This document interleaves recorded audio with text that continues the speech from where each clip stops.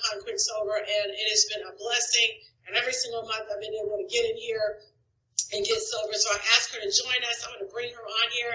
Hey, Christy. Hey, girl. Happy New Year. Hey, Happy New Year to you. Definitely.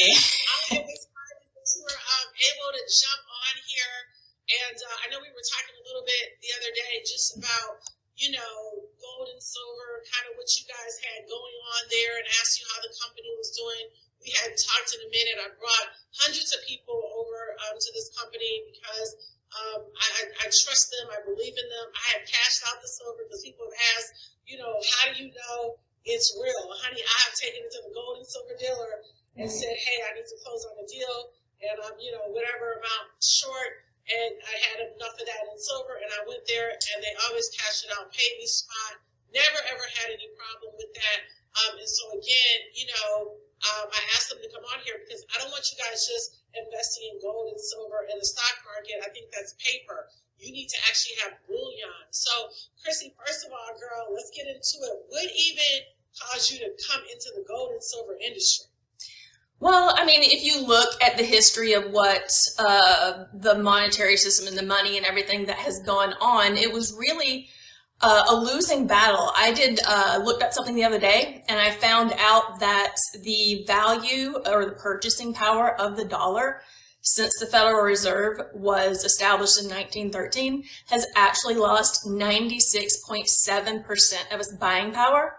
So saving and money kind of didn't really seem like, in your dollar and everything, didn't seem like the best option whenever you're looking at these numbers. I mean, you can tell everything has gone up, the price of everything. Your staples like milk has gone up 16.5% in the last year. Orange juice, that went up 46% in the last year. And the one that I found amazing, which kind of ties into what you were saying earlier, coffee has gone up 65% in the last year. I need my coffee. So that's definitely one of those things that was like, you kind of stand back, and it's, silver and gold have been something that has been money for thousands of years. That's a great track record. And fiat currencies over time have come and gone, and the main reason why they have come and gone is because the countries would print more money essentially, and it devalued the currency to a point where it just went back to what its actual intrinsic value is, which is zero. So, investing in something that has a track record that's been around for 1,000 years as money really sounded like a really smart idea.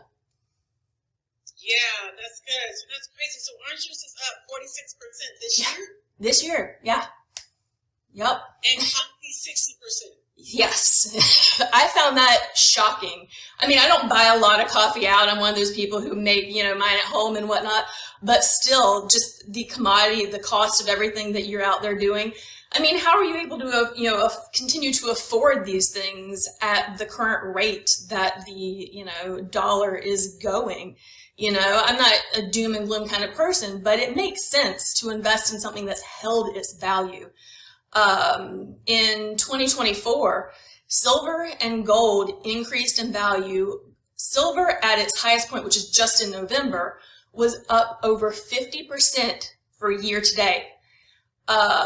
Gold was at its highest point 35% up. They both settled in around 25% at the end of the year, but it's one of those things where they're up, and if you had been, storing it away little by little, on an autosave program or something like that, then your money just increased in value. And by purchasing silver and gold, you're really not actually buying something, you're just exchanging, your fiat for something that's real money, real physical silver and gold.